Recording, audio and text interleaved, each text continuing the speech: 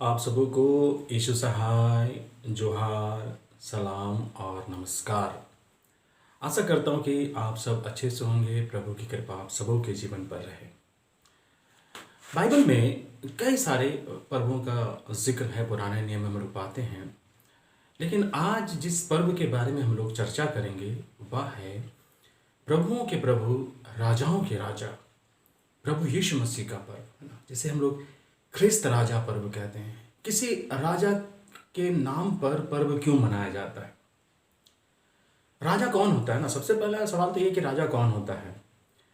अपन एक व्यक्ति जिसके अधीन सैकड़ों हजारों के या लाखों की तादाद में प्रजा है ना, जिस पर वो शासन करता है, जिस प्रजा पर उसकी हुकूमत है, वो राजा है। राजा के निर्णय का, उसके आदेशों का प्रजा पर प्रभाव पड़ता है, वो राजा है। प्रजा के सुख दुख का, उन्नति और अवनति का कारण जो है राजा होता है। राजा के निर्णय से प्रजा खुशी होगी और राजा के निर्णय से प्रजा दुखी होगी, है ना। दुख हो चाहे सुख हो, फिर भी राजा के अधीन रहना, वो व्यक्ति जो है राजा कहलाता है।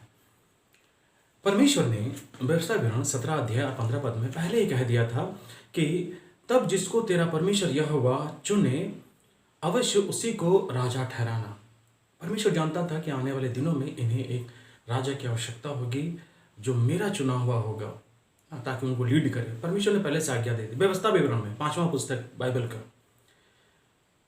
लेकिन समय बीतता गया, जब हम लोग शामुएल नबी की पुस्तक के पास आते हैं, पहला शामुएल 8 अध्याय में, जब शामुएल नबी बूढ़ा हो गया था तो लोगों ने, बड़े बुजुर्ग लोग शामुएल नबी के पास आके कहते हैं कि देख, आप तो बूढ़े हो गए हैं और आपका बेटा लोग जो है वो अच्छा से न्याय नहीं करते हैं, घूस लेकर जो है न्याय को बिगाड़ देते हैं, इसलिए अभी आप जो है हमारे लिए एक राजा नियुक्त कीजिए।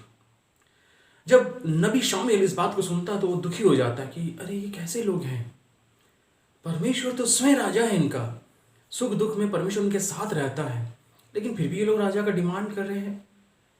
तब शामुएल नबी प्रार्थना करने बैठता है और वो दुखी मन था, क्योंकि उन्होंने राजा का डिमांड किया था लोगों ने। तब परमेश्वर शामुएल नबी को कहता है, जिसको हम लोग पहला शामुएल 8 अध्याय में पाते हैं और 7 पद में परमेश्वर शामुएल से कहता है कि दुखी होने का जरूरत नहीं है तुमको, इन्होंने तुझे नहीं बल्कि मुझे निकम्मा जाना है, मुझे अब ये लोग राजा नहीं मानते हैं। तब परमेश्वर जो है शामुएल के द्वारा लोगों से कहला भेजता है कि जिस राजा की तुम लोग मांग कर रहे हो, है ना, ध्यान सुनिए, बड़ा इंपॉर्टेंट है, जिस राजा की तुम लोग मांग कर रहे हो वो कैसा होगा, जिसको हम लोग पाते हैं पहला शामुएल 8 अध्याय 11 पद से आगे में, कि वो जो राजा होगा वो तुम्हारे पुत्रों पर अधिकार जमाएगा।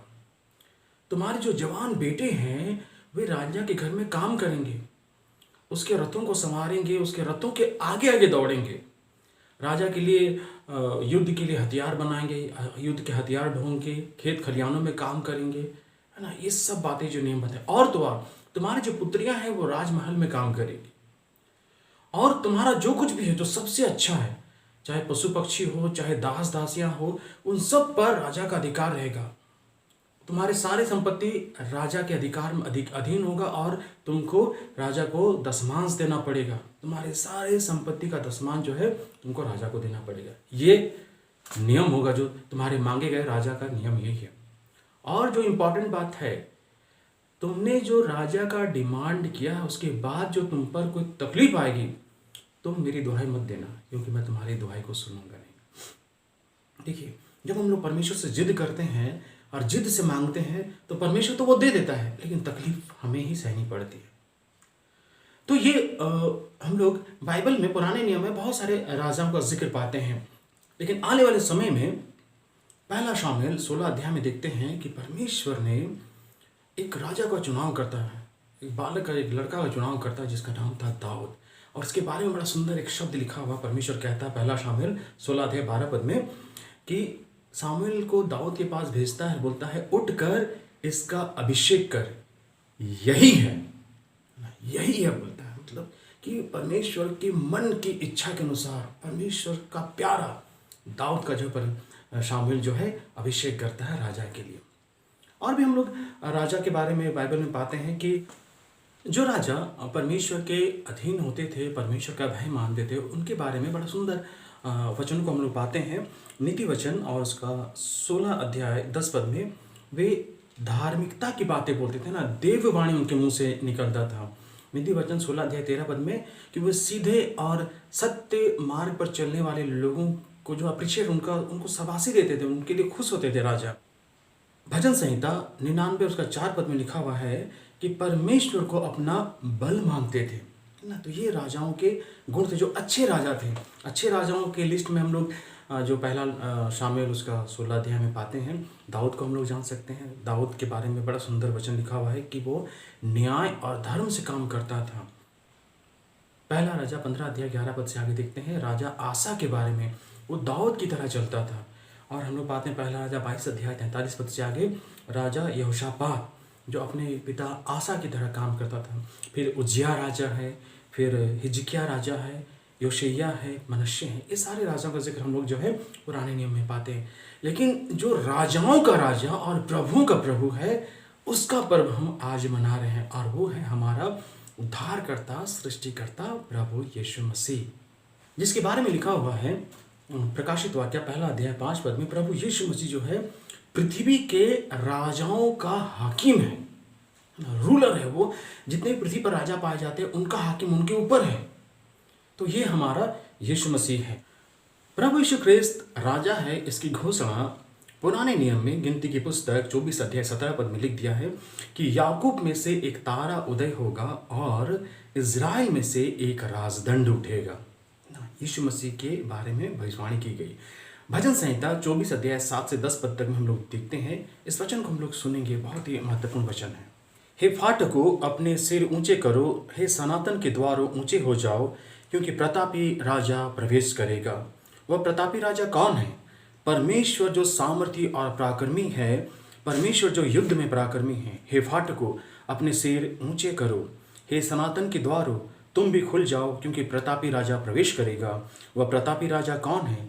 सेनाओं का यहोवा, वही प्रतापी राजा है। तो परमेश्वर ने पहले से वर्णन कर दिया था कि प्रतापी राजा अर्थात प्रभु यीशु मसीह के बारे में, उसका राज्य जो है धर्ममय होगा। भजन संहिता 45 और उसका 6 पद में लिखा हुआ है, हे परमेश्वर, तेरा सिंहासन सदा सर्वदा बना रहेगा, तेरा राजदंड न्याय का होगा, है ना। तेरा राजदंड न्याय का है। परमेश्वर प्रभु यीशु मसीह का राजदंड जो है वो न्याय का है। देखिए, प्रभु यीशु मसीह को सबने आदर दिया। सबसे पहला जो है हम लोग देखते हैं मत्ती रचित सुसमाचार 2 अध्याय 2 पद को देखेंगे। ज्योतिषी जब प्रभु यीशु मसीह के दर्शन के लिए आए, अब प्रभु यीशु मसीह एक बालक की तरह था ना, बालक था वो। उस समय ज्योतिषियों ने कहा, यहूदियों के राजा जिसका जन्म हुआ है वो कहाँ है? हम उसको प्रणाम करने आए हैं, है ना। वो आदर दे रहे, उसका सम्मान कर रहे हैं। उन्होंने घोषणा की है कि यहूदियों का राजा। ज्योतिषी लोगों ने अपने ज्ञान से, ज्योतिष विद्या से जान लिया है कि ये बच्चा जो है आने वाले समय में सारे सृष्टि का, सारे कायनात का जो है राजा होगा, और उसे वो नतमस्तक हो जाते, दंडवत करते हैं। उन्हें प्रभु यीशु मसीह को ज्योतिषियों ने सम्मान दिया। यूहन्ना पहला अध्याय 49 पद में पाते हैं, नतनएल जो है प्रभु यीशु मसीह के बारे में कहता है, हे रब्बी, तू परमेश्वर का पुत्र है और तू इज़राइल का महाराजा है। राजा नहीं, महाराजा। महाराजा मतलब राजाओं का राजा, उसे कहते हैं महाराजा। यूहन्ना 19 अध्याय 19 पद में प्रभु यीशु मसीह को जब क्रूस पर चढ़ाया गया था, उसके क्रूस के ऊपर लिखा हुआ था, यीशु नासरी यहूदियों का राजा। सबने घोषणा कर दी, सबने मान लिया, दोस्तों ने भी मान लिया और बैरियों ने भी मान लिया कि यीशु मसीह राजा है। हम और आप भी माने कि यीशु मसीह राजाओं का राजा और प्रभुओं का प्रभु है। भजन संहिता 110 और उसका पहला पद में लिखा हुआ है, मैं तेरे शत्रुओं को तेरे चरणों की चौकी कर दूंगा, है ना। जितने भी यीशु मसीह के बैरी थे, जो बैरी हैं, वो प्रभु यीशु मसीह के चरणों की चौकी बन चुके हैं और बन भी रहे हैं। प्रभुत्व, सामर्थ और अधिकार और शासन जो है प्रभु यीशु मसीह का है, क्योंकि वो राजाओं का राजा है। हमारा प्रभु जो है महान परमेश्वर है ना। हमें ये घोषणा करना है, वो एक अच्छा शासन करता है, वो एक अच्छा अधिकारी है, वो एक अच्छा न्याय करता है। हमारा परमेश्वर, हमारा यीशु मसीह, हमें ये घोषणा करने की आवश्यकता है। मत्ती रचित सुसमाचार 25 अध्याय 31 पद से 46 पद तक में हम लोग बड़ा सुंदर घटना का जिक्र पाते हैं। प्रभु यीशु मसीह ने कहा, न्याय के विषय में कहा, जब वो जो न्याय करेगा, है ना, लोगों को दो ग्रुप में बांटता है, भेड़ को अलग और बकरियों को अलग, है ना।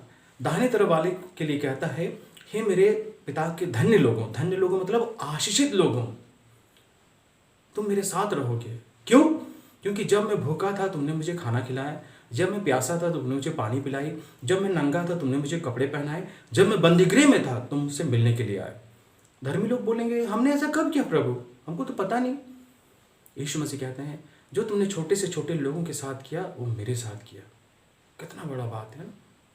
कई सारे मसीह लोग होते हैं ऐसा कि जो निस्वार्थ भावना से सेवा करते हैं, चाहे वो कलीसिया की सेवा हो या बाहर में किसी की सेवा काई हो, वो निस्वार्थ भावना से करते हैं, बिना फल की आशा किए, और परमेश्वर उन्हें फल देता है। बाएं तरफ वाले से प्रभु कहते हैं, हे श्रापित लोगों, तुम क्यों श्रापित बोला गया पता है? क्योंकि उनका नाम तो रजिस्टर में लिखा हुआ है। वो कहते हैं कि मैं तो क्रिश्चियन हूं, मैं यीशु मसीह का हूं, वो कहते हैं, लेकिन यीशु मसीह की तरह उसकी आज्ञाओं का पालन नहीं करते हैं, यीशु मसीह की बातों का पालन नहीं करते। उनके लिए प्रभु यीशु मसीह कहता है कि तुम मुझसे दूर हो जाओ। जब मैं भूखा था तुमने मुझे खाना नहीं खिलाया, जब मैं प्यासा था तुमने मुझे पानी नहीं पिलाया, जब मैं बंदीगृह में था तुम मुझसे मिलने नहीं आए, जब मैं नंगा था तुमने मुझे कपड़ा नहीं पहनाया। प्रभु ऐसा कब हमने देखा? यीशु मसीह कहते हैं कि जो तुमने छोटे से छोटे लोगों को, जो नीडी लोग हैं, उनकी तुमने सहायता नहीं की, तो तुमने मेरी भी सहायता नहीं की। आइए हम ख्रिस्त राजा का पर्व यीशु मसीह की आज्ञाओं को मानकर मनाएं। प्रभु यीशु मसीह चाहता है कि हम उसकी तरह सेवकाई में अपना जीवन व्यतीत करें। हम लोग देखेंगे पहला अध्याय और उसका 9 पद में, यदि हम अपने पापों को मान ले तो वह हमारे पापों को क्षमा करने में विश्वास योग्य और धर्मी है। वह धर्मी परमेश्वर है। जब हम पापों को मान लेते हैं तो ख्रिस्त जो हमारा राजा है वह हमें माफ़ी देता है, क्षमा कर देता है। रोमी 3 अध्याय 23 पद में लिखा हुआ है कि सबने पाप किया और परमेश्वर की महिमा से रहित है। जो पापी मनुष्य, जो मुझसे गलती होगी, हम परमेश्वर के पास आते हैं। लिखा हुआ 24 पद में, परंतु उसके अनुग्रह से उस छुटकारे के द्वारा जो मसीह यीशु में है, सेंटिमेंट धर्मी ठहराए गए हैं। फ्री का, परमेश्वर फ्री का जो है हमें धर्मी ठहराता है जब हम अपने पापों को मान लेते हैं। प्रेरितों के काम 17 अध्याय 31 पद में लिखा हुआ है, बड़ा सुंदर वचन है, क्योंकि उसने एक दिन ठहराया है जिससे वह उस मनुष्य के द्वारा धर्म से जगत का न्याय करेगा। अंतिम न्याय अभी बाकी है ख्रिस्त में मेरे प्रियो।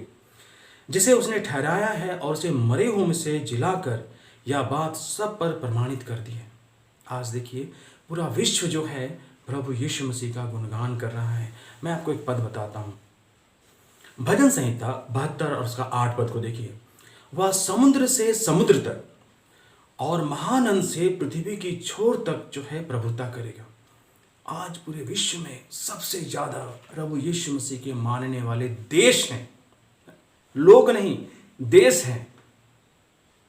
तो हम उस कलीसिया के अंग है जो जीवित परमेश्वर का है, जिसके बारे में सारी सृष्टि जो है गुणगान करती है। और क्या लिखा हुआ है जिसको हम अंतिम पद बोलेंगे, प्रकाशित वाक्य 19 अध्याय 16 पद में लिखा हुआ है, उसके वस्त्र और जांघ में यह नाम लिखा है कि वो राजाओं का राजा और प्रभुओं का प्रभु है। वो सम्राट है, वो राजाओं का राजा, सम्राट, देवों का देव, महादेव प्रभु यीशु मसीह। आइए क्रिस्त राजा पर्व को हम लोग आनंद और खुशी के साथ और उसके वचन के अनुयायी बनकर उसे मनाएं। प्रभु आप सबों को आशीषित करे। यीशु सहाय।